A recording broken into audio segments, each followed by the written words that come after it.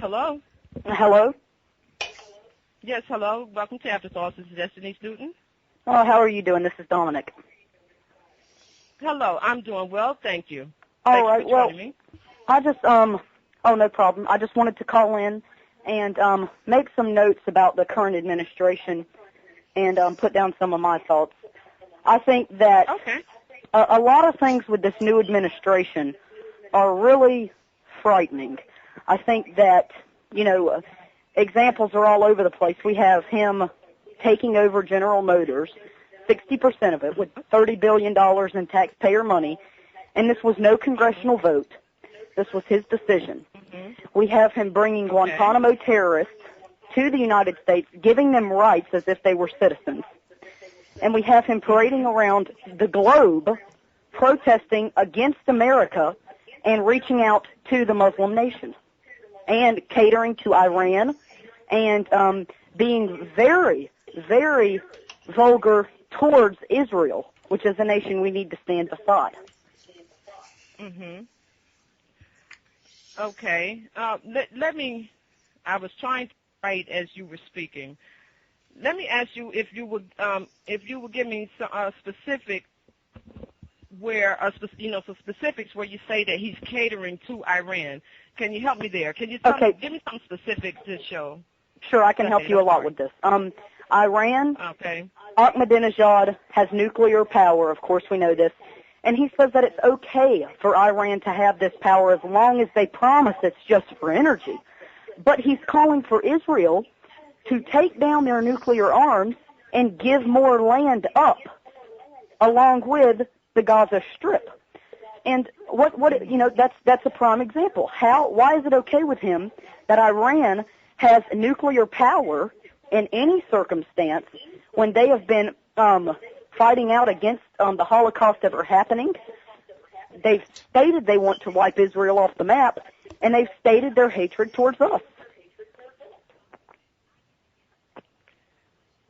Okay, so then, all right. I'm listening to you, and I'm certainly going to, for myself, go and look into the things that you have just stated here, because I don't know if I fully agree about him catering to Iran, and I don't think I fully agree also with. Okay, go ahead. I'm sorry. He said that it was okay for them to acquire nuclear energy as long as, it's being used for their energy purposes and not in any way towards Israel or the United States. But can we really trust Ahmadinejad? Is that really a person to trust to put our national security on the line? Certainly, to answer that, no, I don't think Ahmadinejad could be trusted in any way. I really don't. But tell me, how would President Obama be able to stop them from, building a nuclear arsenal? What could he possibly do? If you can bear with me for a second, what I'm going to say right now. I don't mind at all. Okay, well, thank you.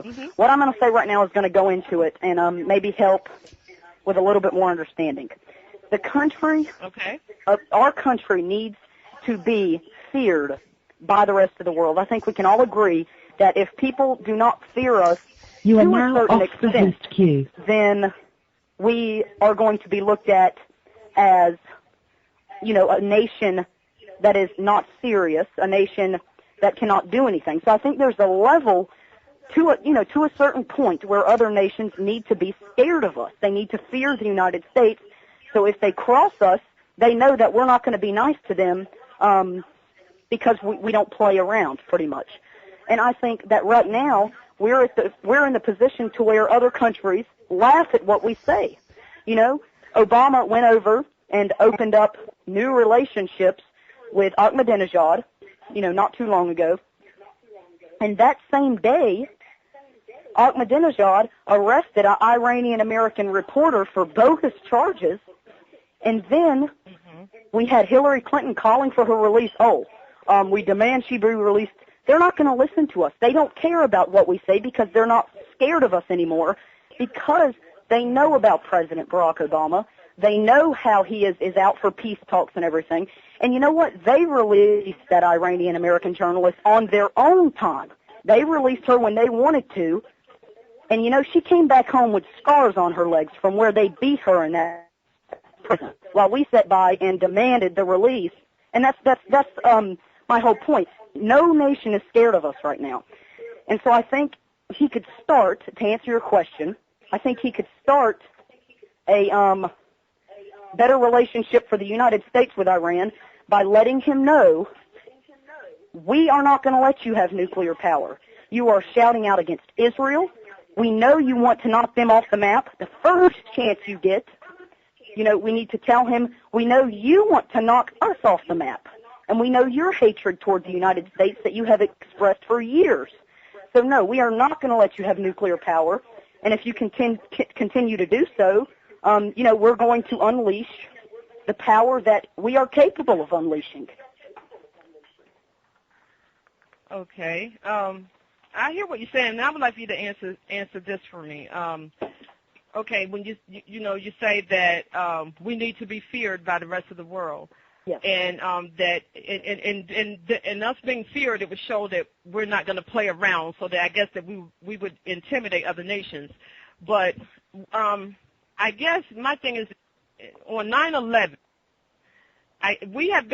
we've been losing that superpower status for a while, and whether or not we were feared at that time, it's doubtful that we've been feared for a long time, at least in my opinion. Well, if I can just say something. Okay. Now, I don't know if I agree with that statement that we haven't been feared for a long time. After we were attacked on 9/11, ever since then, we have been safe. There's a good reason for that.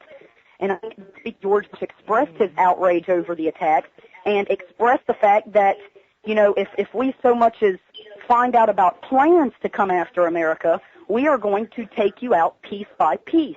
And I think it's that message that he put across after 9/11 that really stopped a lot of organizations from coming after us. Well, again, I served 10 years in the military, so that's and some of well, this. We thank you for your service. Oh, thank you. Thank you for saying that.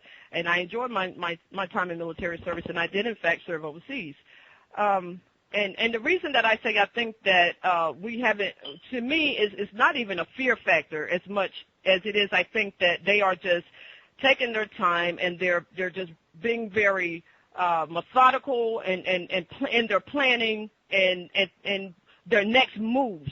I don't think we're as feared or as safe as a lot of us want to believe that we were safer under the Bush administration. I don't think it's safety. I think it was more that 9/11 hit. They knew that everybody's eyes were open. Everybody was aware now that how easy it is for these things to occur, because we got hit very easily on 9/11. They snuck right in our back door and did what they did to us. And here, if we were such a superpower and this big presence in the world, they wouldn't have been able to hit us as easily as they did, especially hitting our Pentagon. So it showed that we had some weaknesses even under during the Bush administration. And now, having said that, having said that, having people, when you look at people like Dominator, I don't think fear comes to his mind on any level. I really don't. And I don't think Iran would fear us, regardless of whether President Obama right now, it seems to me, is he's just trying to open up dialogue, peace dialogue with all of our enemies, at least trying to say, can we sit down and talk? How can we iron out some of these issues that we're having? And I think that's a good thing, because that's something that we have stayed away from all these years, and obviously it hasn't worked. Well, obviously it has, because we prevented the Brooklyn Bridge from being bombed and killing thousands of people.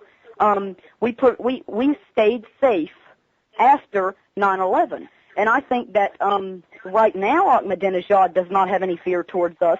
But if he had no fear at all, every country around him, especially Israel and ourselves, would have either been sought after by him, or we'd already be knocked off the map if that was true.